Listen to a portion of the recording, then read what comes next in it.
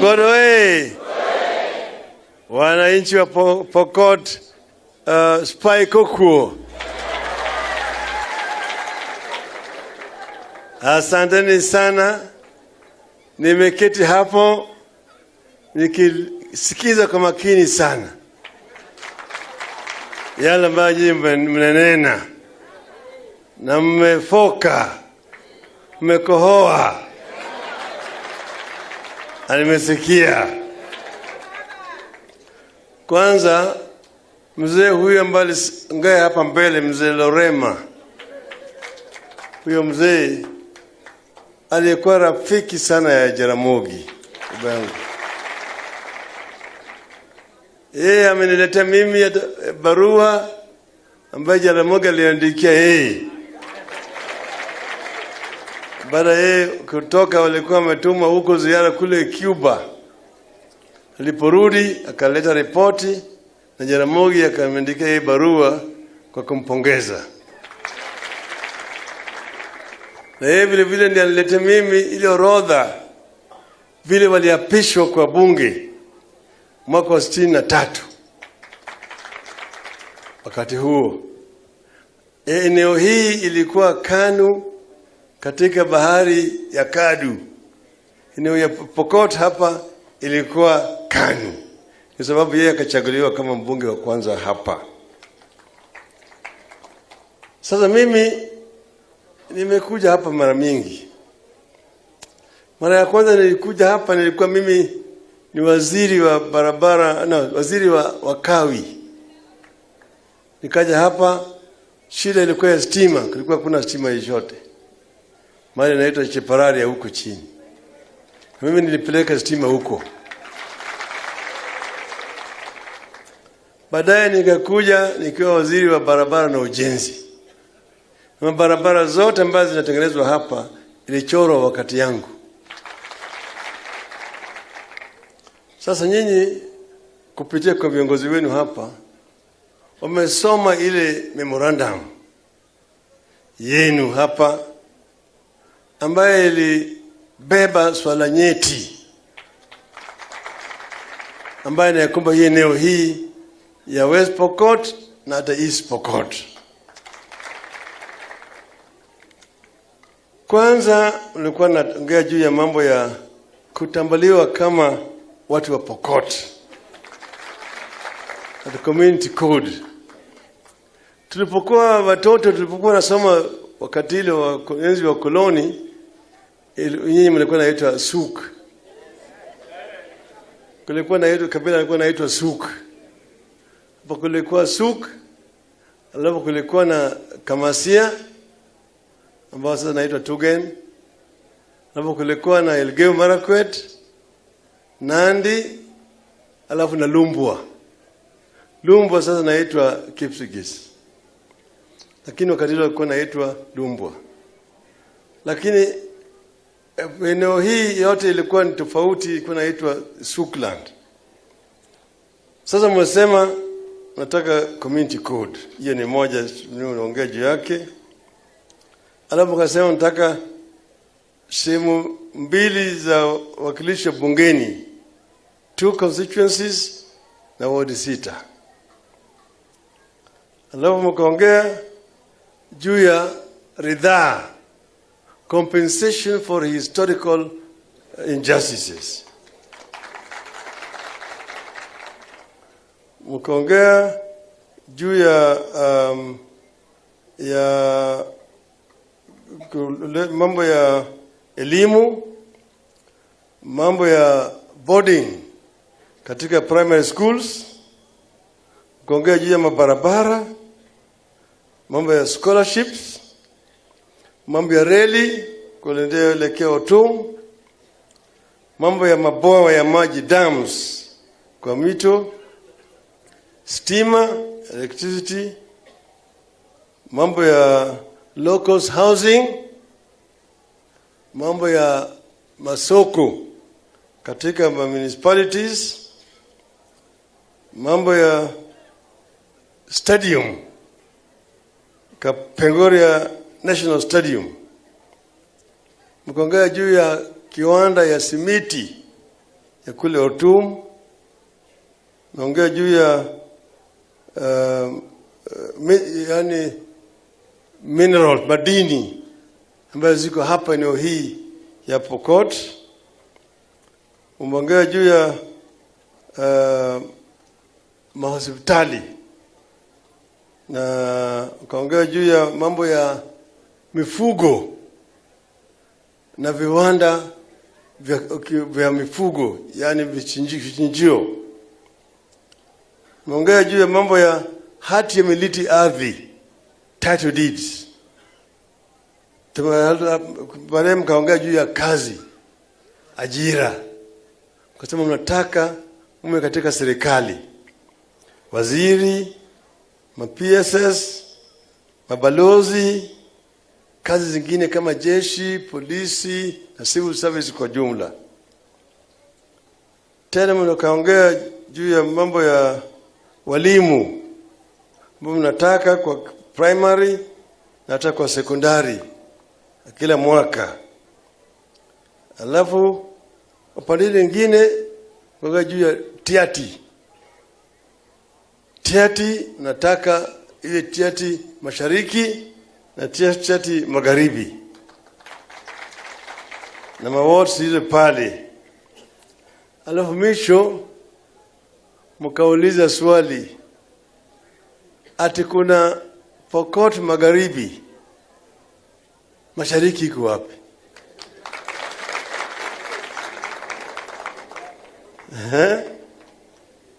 Sivyo? Sasa mimi nataka kuambia nyinyi, yale maswali ambayo mmeleta hapa ni swala nyeti. Na mimi nimeelewa. Ni maneno ambayo sisi ndio tunataka kujadiliana nazo.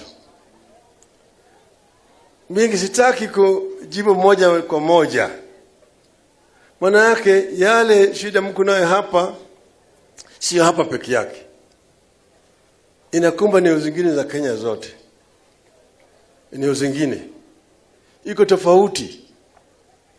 And I want to tell you that one of the problems we have in our country is because of the way we have been governed from independence up to now.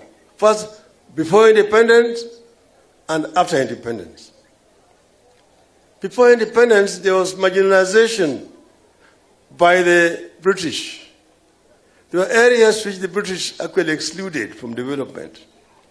What they called arid and semi-arid. There was what was called NFD, Northern Frontier District of Kenya. Was completely neglected. So there were disparities in development. When we got independence, it was aggravated because the government came up with what they call Sessional Paper number 10 of 1965. You know, African socialism and its planning and this application to planning in development Kenya.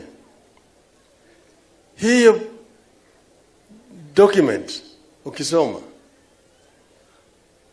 it actually is the basis of marginalization of some areas in our country. Because it says that the government should invest in high potential areas and that the marginal arid and semi-arid lands will benefit from trickle-down effect of that kind of development. Ati serikali iweke rasilimali zaidi katika eneo zile ambazo zina rutuba zaidi na zile zingine zitapata manufaa kwa makombo ambayo itakuwa inaanguka kutoka kwa meza pale watu wanakulia. That is the basis of the beginning of the problem that we have to solve. That's why you'll find that some parts of this county, of these counties, are better off than other parts of the counties because of this policy. And this is what we need to deal with. This is what we want to rectify. So much as we talk about equity in development, we must also practice affirmative action to be able to lift up areas which have been neglected historically in our country. And that is one of our policies, one of the principles that we want to practice. And that is also there. You remember in the new constitution, we provided for equalization fund that was meant to help areas which had been very marginalized. That equalization fund has not been dispensed properly up to now. In the BBI, we had proposed to extend the period by another 10 years so that these counties can actually benefit. Now, one of the other reasons why we have had this problem is because of the over-concentration of powers in Nairobi.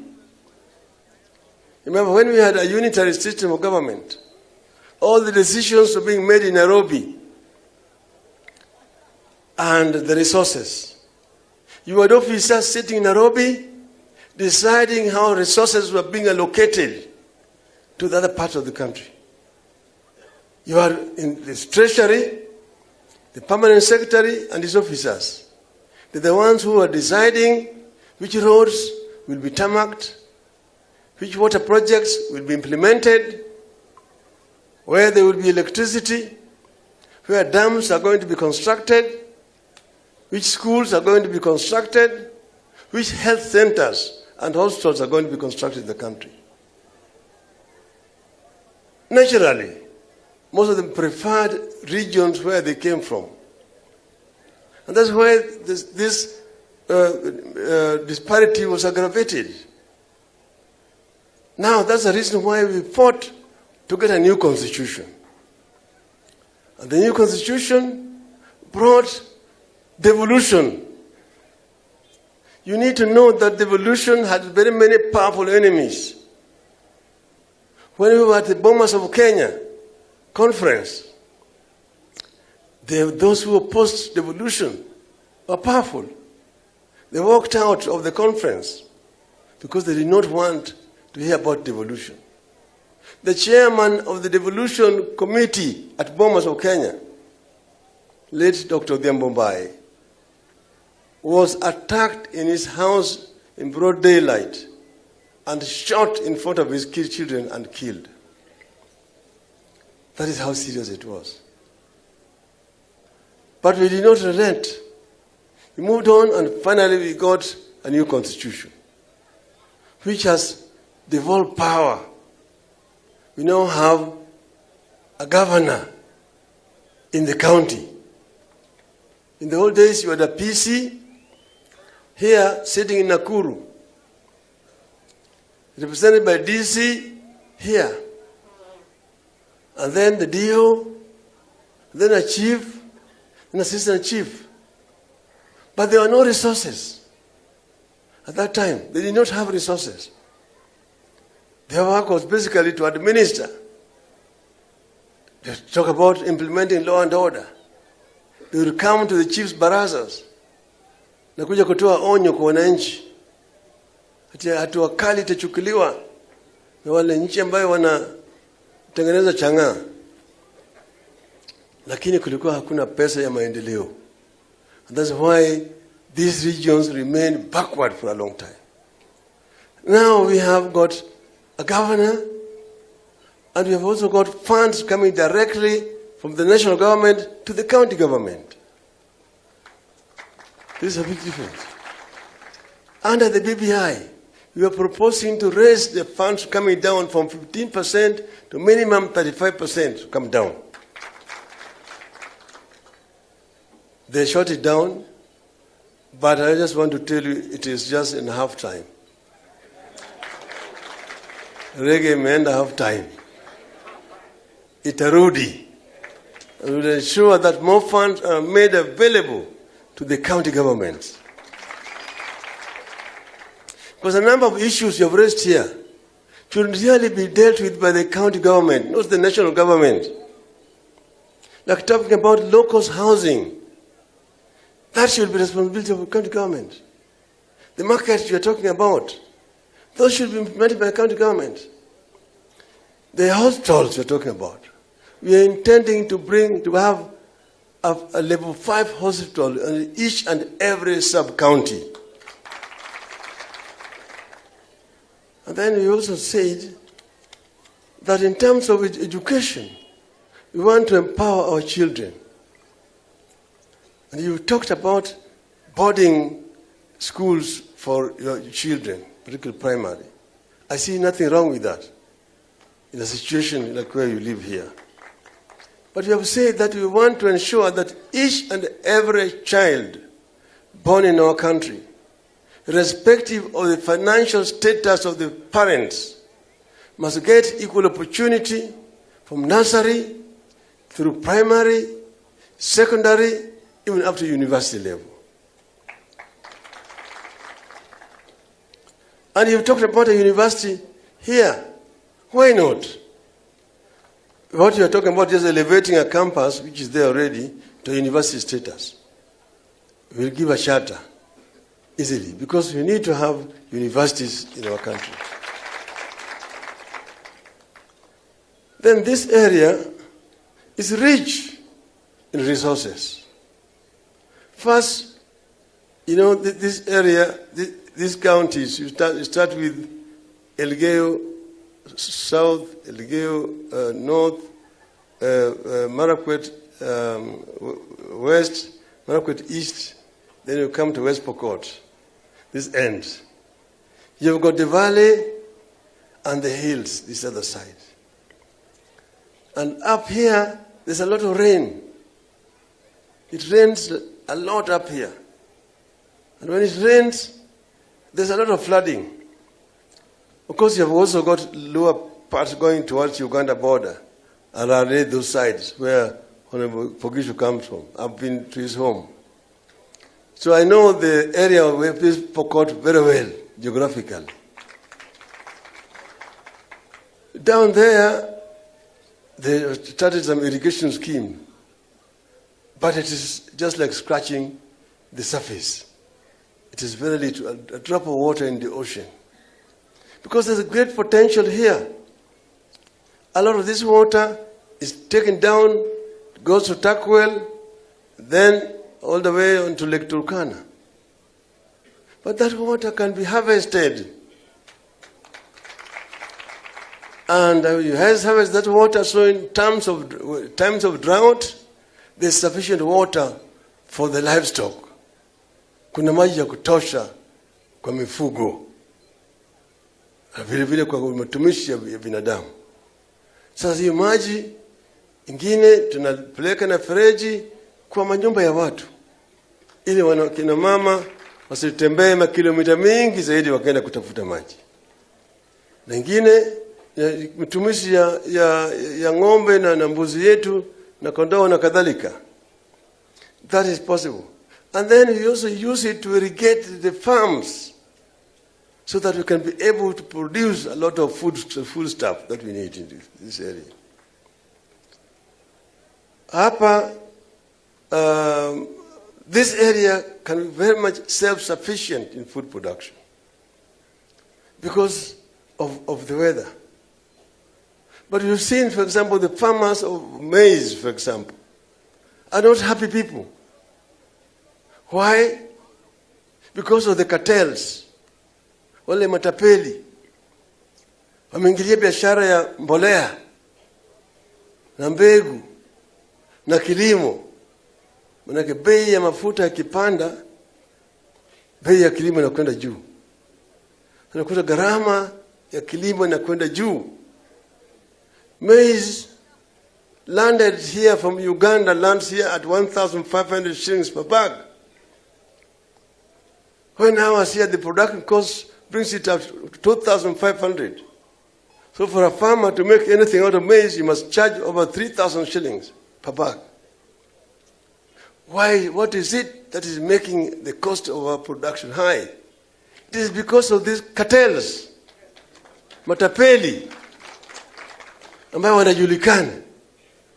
Hao matapeli wanataka washikwe wawekwe jela. Then here, you're also rich in minerals. This region is very rich in minerals.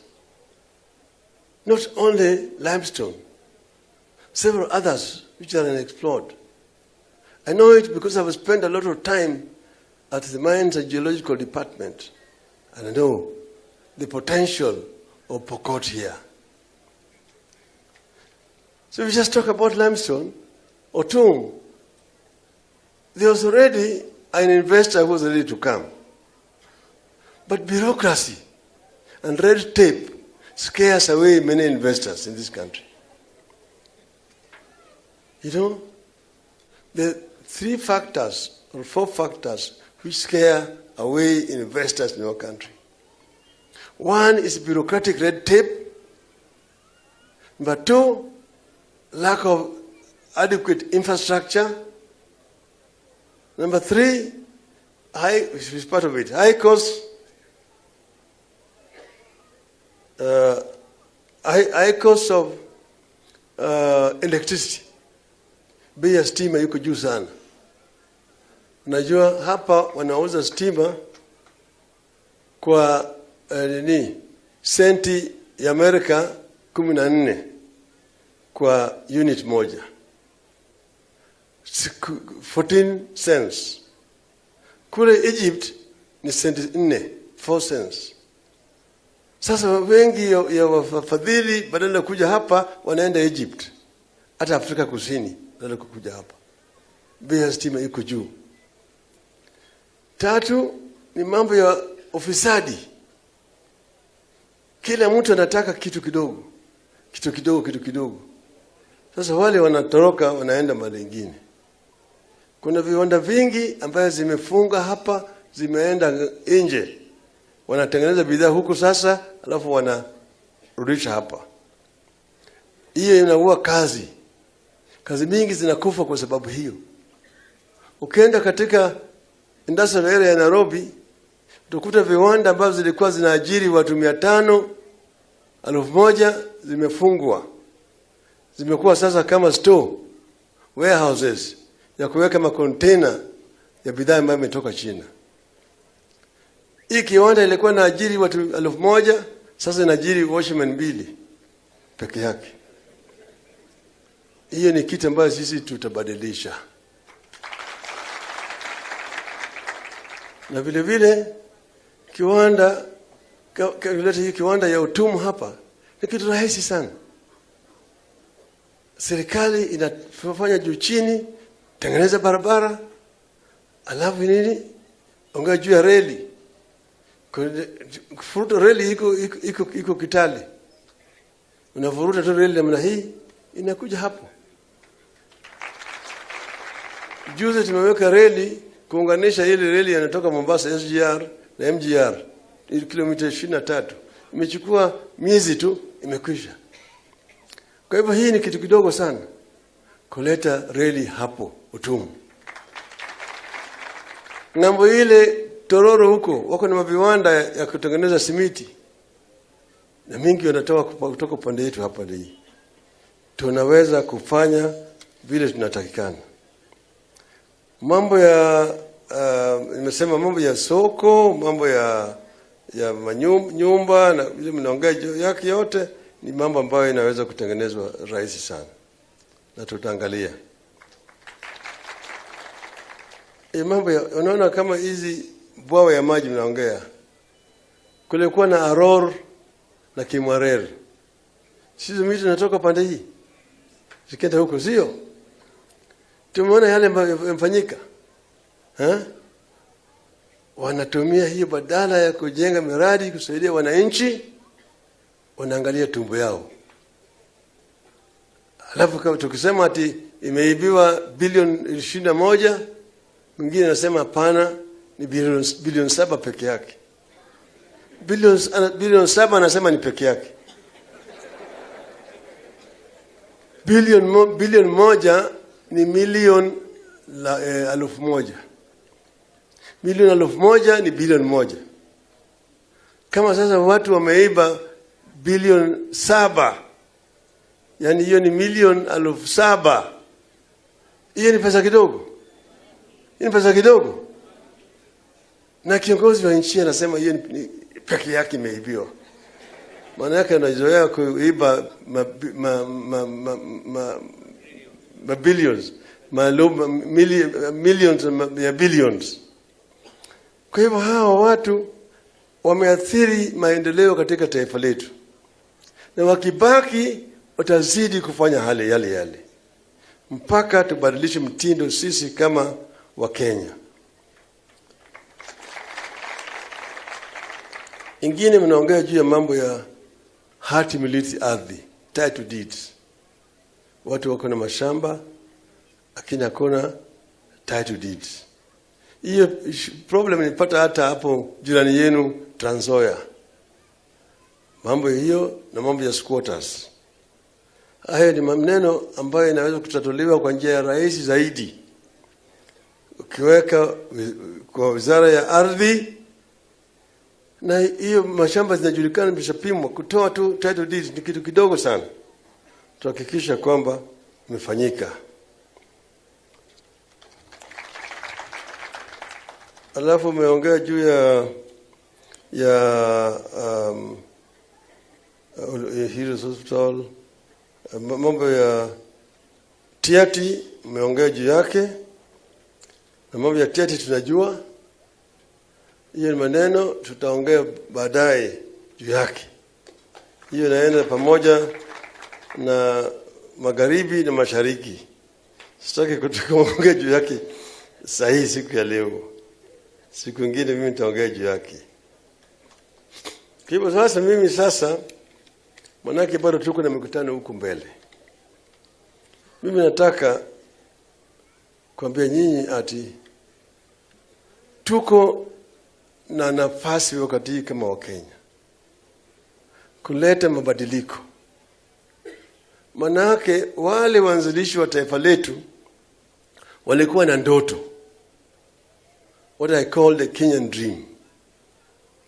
Walikuwa na ndoto ya taifa ambao walikuwa nataka kujenga. Na hiyo ndoto unapata kwa wimbo wetu wa taifa. Stanza ya kwanza ambalo tuliimba hapa tukianza. Ati Mungu bariki nchi yetu ya Kenya. Haki iwe ngao na mlinzi.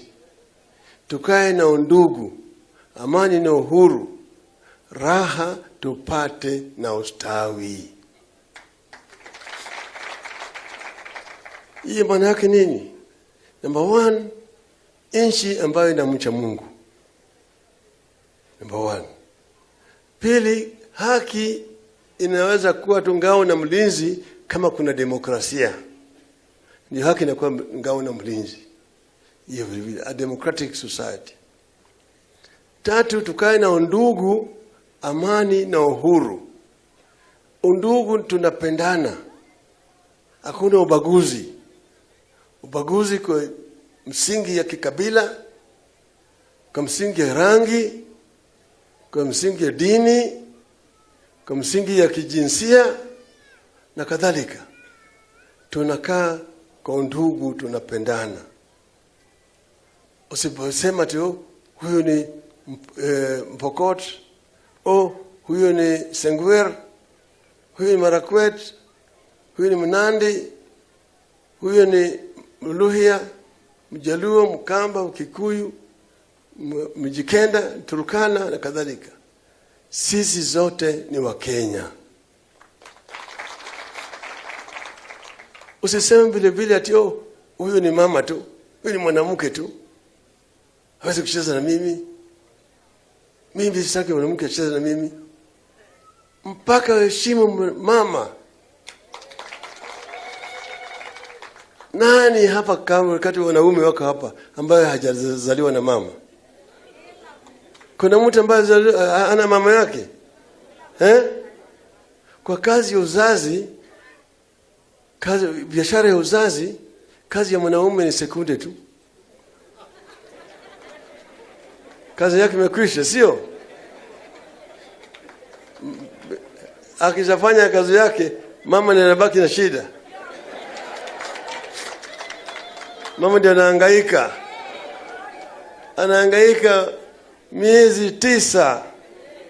Saa ingine hasikii vizuri, tumbo linamuuma, kichwa, anatapika, na sasa atakula mchanga.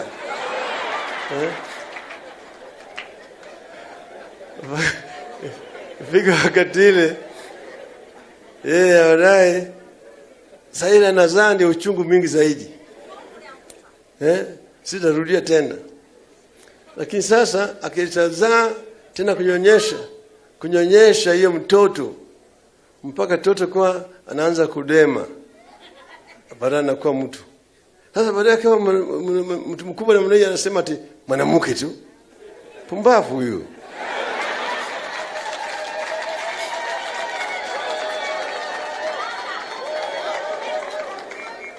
Sawa.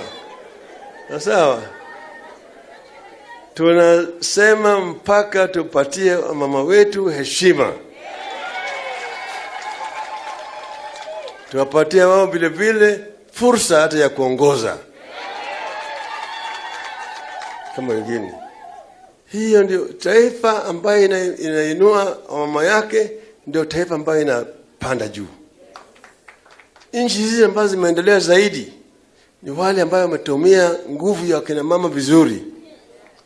Angalia kwenda China, utakuta wakina mama maaskari wakina mama, immigration officers wakina mama, professors wakina mama, engineers wakina mama, wanafanya kazi kama wanaume. China kutumia njia hiyo imeweza ndani ya miaka 30 kuinua watu milioni 300,000, milioni 300 kutoka kwa ufukara na mpaka kwa utajiri. They have raised 300 million people from poverty to middle income status in 30 years. Tunaweza kufanya hiyo hapa Kenya. Na hakika tunaweza. Mimi na hakika tunaweza. Ndio tuitimize ile ndoto ya wanzilishi wa taifa letu. Ati raha tupate na ustawi. Nchi ambayo iko na raha na ustawi ni nchi ambayo iko tajiri, kuna mali, hakuna mtu analala na njaa. Hiyo ndio nchi ambayo iko namna hiyo. Na nchi kama hiyo kwa Biblia inaitwaje? Inaitwaje? Inaitwaje? Nyinyi ndio mmesema. Hiyo ndio Kanaani nilikuwa naambia Wakenya nataka kuwapeleka. Ili waweze kupata raha na ustawi kwa taifa letu. Na inawezekana. Lakini haiwezekani kama tunafuata ile mtindo tumefuata kwa miaka 57 iliyopita. Mpaka tubadilishe mtindo, badilishe njia.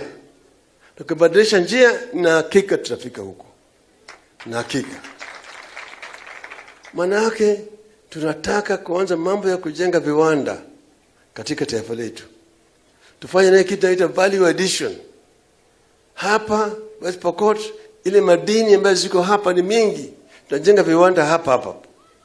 Ambayo tunachimba hizo madini, tuna process hapa, bidhaa inatoka ambayo imekwisha. Tunauza katika eneo hii yote, Uganda, huko DRC, Rwanda, Burundi, Tanzania na South Sudan. Alafu tunaweza kutosheleza mahitaji yetu kwa upande ya chakula. Self-sufficient in terms of food production. Tuwe na food security. Alafu vile vile watoto wetu wanasoma sawasawa, wako na kazi ya sawasawa. Tunataka wale wafanyabiashara ndogo huko chini au wale wanataka kuanzisha biashara wapate mkopo kutoka kwa serikali. Na walipi mpaka baada ya miaka 7. Sawa? Mimi na hakika itawezekana. Sitawezekana? Sitawezekana? Mimi nafikiri itawezekana. Kwa hivyo mimi naeneza kwa sababu hii azimio ya umoja madhumuni yake ni kuleta Wakenya pamoja. Washikane kama kitu kimoja. Jimbo lake. Mimi naeneza U5. Number 1 inaitwa utu. Number 2 undugu. Number 3, umoja. Number 4, usawa. Number 5, uzalishaji. Sawa? Na inawezekana. Nikisema moja, semeni inawezekana. Utu. Utu. Undugu. Undugu. Umoja. Umoja. Usawa. Usawa. Uzalishaji. Uzalishaji. Sinawezekana? Sinaweza? Mimi nataka muwe na moyo ya kufika pale. Niko na hakika tukiungana pamoja tutafaulu. Na hakika tutafaulu tukitembea pamoja. Sasa mimi sijakuja hapa kutafuta wafuasi. Nimekuja kutafuta washirika.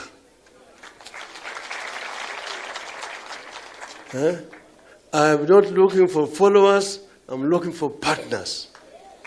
Sawa? Tunasembea bega kwa bega. Tunasembea bega kwa bega. Yale yote tutakuwa sawa sawa. Mambo ya kazi meongea itakuwa sawa. Pokot itapata haki yake kwa serikali. Kwa upande ya ajira itakuwa hivyo hivyo. Hakutakuwa na mtu ambaye atakuwa anabaguliwa. Itakuwa ni serikali ya kila mtu, sawa? Sawa sawa. Tutembea pamoja kama kitu kimoja. Mko tayari? Mko tayari? Mko tayari? Pokot tibim. Pokot tibim. Pokot ria. Pokot ria. Pokot telala. Pokot telala. Pokot telala. Nitoa shukrani kwa gavana wenu hapa Wanyangapuo na Mheshimiwa Posing. Hao walikuja kunitembelea na tukaongea nao pamoja, tukasema tutafanya pamoja. Na mimi naleta salamu kutoka kwa Mheshimiwa Uhuru Kenyatta. Vile vile nilisahau mbeleni hapo mjumbe wa Pokot ya Mashariki Bwana Kamket alipigia mimi simu analeta salamu zake. Sawa. Tutatembea pamoja ama sivyo? Si mko tayari? Asanteni sana, Mungu awabariki. Asante na